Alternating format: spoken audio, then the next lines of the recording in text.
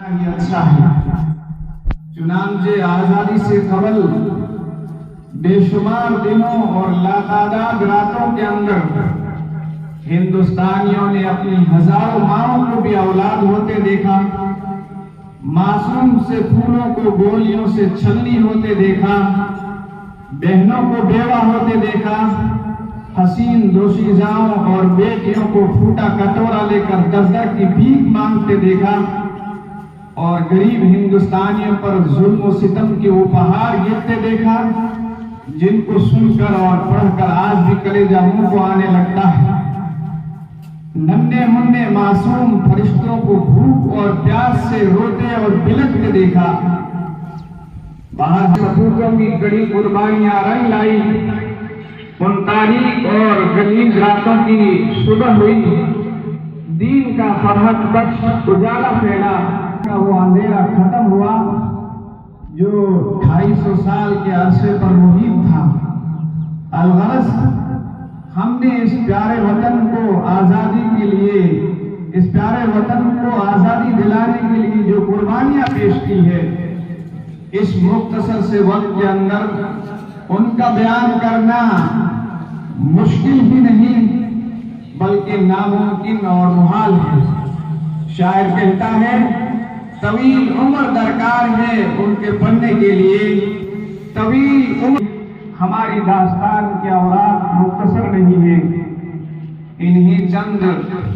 تمہیدی کلمات کے بعد، جیسا کہ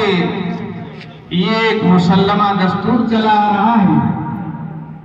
کہ جب بھی کسی کانفرنس یا کسی پروگرام کا انعقاد کیا جاتا ہے تو قبل ازیں کسی بھی اختتام پذیر ہو، اسی مسلمہ دستور کے پیش نظر جشن آزادی کی اس پروگرام کی صدارت کے لیے میں اس دینی اور عصری کارگاہ کے روح رواں نمونہ اسلاف ہما اور شاہین کا جگر رکھنے والے سرگرم دینی، ملی اور سیاسی قائد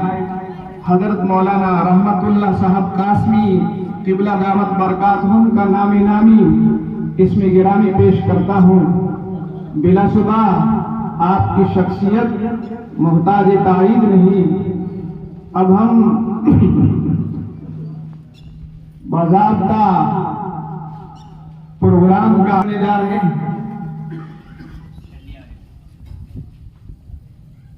دنیا کی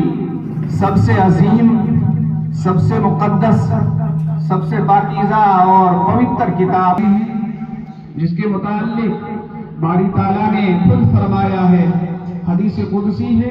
فضل کلام اللہ علی سائر الکلام کفضل، کہ قرآن کریم کی فضیلت دیگر کتب سماویہ پر ایسی ہی ہے جیسا کہ ذات واجب الوجود کی فضیلت اس کی تمام مخلوقات پر۔ اور پیغمبر نے فرمایا جس کے بارے میں،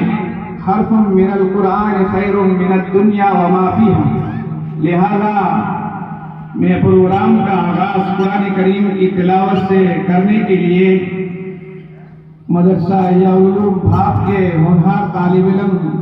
صبغت اللہ بھاپی کو مدعو کرتا ہوں کہ وہ آئیں اور جشن آزادی کے اس پروگرام کا آغاز قرآن کریم کی تلاوت سے فرمائیں۔